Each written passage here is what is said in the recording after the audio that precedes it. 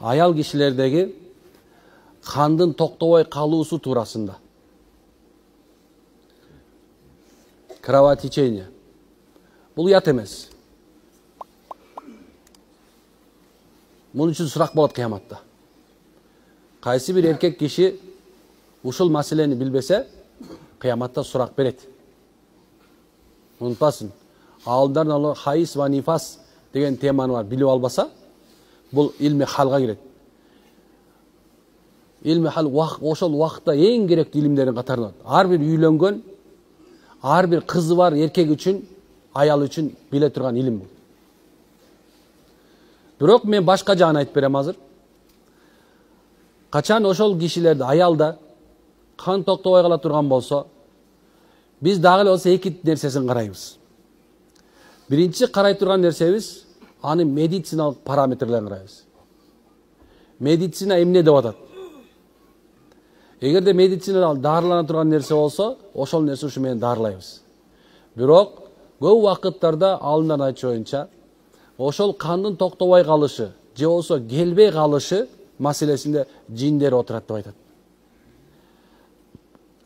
Bir kan tamırdı эмне кылышы мүмкүн экен? Кысып коюшу мүмкүн экен, же болбосо ошол кан тамырга зыян бериши мүмкүн экен. Бул жерде эмне бар десе, дагы да болсо субханалла сыйкырдын кара дубанын маселеси болуш керек. Көп убакыттарда балалуу болуу үчүн аял кишинин этеккири толук кровотечениеси туура өз убактысында болуш керек. Бирок шайтан көп убакытка чейин аны кимдекен келишине тоскоол кылат экен дагы, же болсо дайым такай келтиргенге аракет кылат экен. Ушул нерсе менен эмне кылат? Анын жашоосуна зыян келтирет. Эми эгерде ден соолук жагынан боло турган болсо, кандай болот десе, бул биринчиден эң негизи азында 80 мг деген келиш керек. Бул 3 күнүн ичинде боло турган нерсеси. 3 күндө шариятыбызда эмнекен эң азында 3 күндөн эң көбүндө 10 күнгө чейин болот. Андан кийин хун истихаза оору кан болуп эсептелет.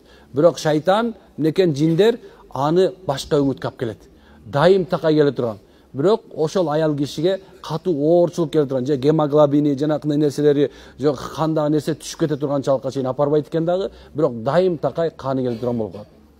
Ошол эле мезгилде аял кишинин башын оорутушу мүмкүн, жана памятин жоготконго аракет кылышат экен.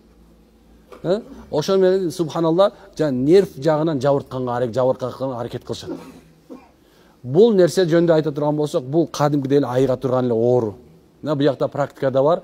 Мен Кудайым буйрса көчөгөнү Алла насиби менен дайым такай больницада канча эмелерден бери айлап жаткан эжекелерибиз, карындаштар келди. Субханалла ошолор жин бар экени белгилүү болду. Окулгандан кийин 1 айдын ичинде Кудай буйрса токтоп толугу менен кадимкидей өз жашоосун улантып кетти азыр.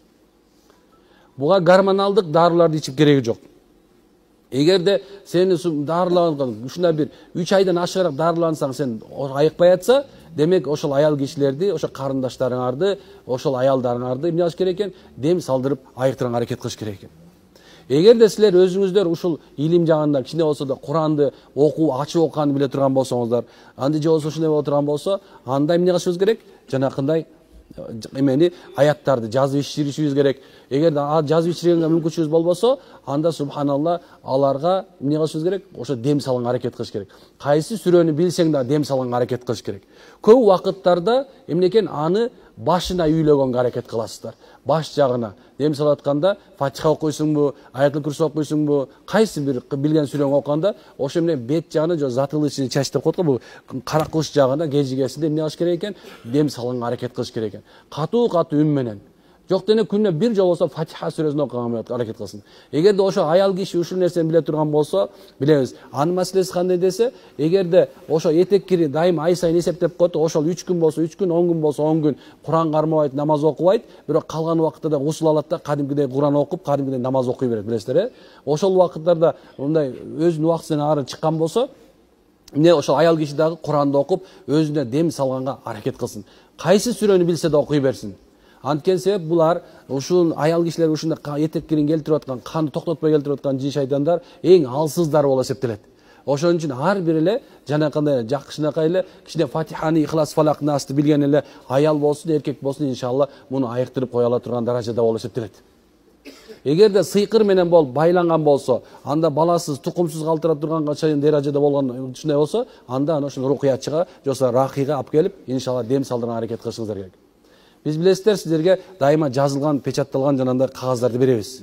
Ошол кагаздарды субханалла алып ичиргенге аракет кылыш керек. Ошол аялга, ошол эркемеге, ошол менен бирге субханалла ошо менен жуунтканга да аракет кылыш керек. Шариаттын өкүмү ушул эки, мынекен бардык алымдардын көз карашында Кур'ан аяттарды окуу, ага дем салуу, аны жазып ичирүү, ошондой эле жана тагынып алуу шариятыбызда улуксат болуп эсептелет. Бул эң жакшы метод жана ошондой мурунку таба табиине, салаф салихиндердин амалдары болуп эсептелет. Демек ушундай убакыттарда эгерде кимде ушул ооруга дуушар болгон болсо, анда ушул нерсени эмне кылсын? Колдонгонго аракет кылсын иншалла. Түшүндүрө алдымбы? Бул нерсе баарыңардын колуңардан келет. Сиз менен биз баарыбыз үммөтпүз. Пайгамбар саллаллаху алейхи вассалам баарыбызга ушул нерсени үйрөткөн. Болгон нерсеси жана башында айтканда кайдыгерлигибиз аттың. Кичине болсо да илимден ошо көңүл бурбастыгыбыздын бир кесепети ушул нерсеге алып келип койду бизди. Болбосо бардыгыбыз тең мусулманбыз, машалла.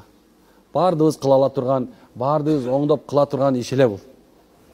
Ошон үчүн сиздерден сурап турган нерсе ихлас коюп, кимдеги ушул нерсени кыла турган болсо, иншалла жанакындай болуп калса, Кудайым буйрса ошонун шифасы тиет. Ихлас деген нерсеге көңүл буруш керек.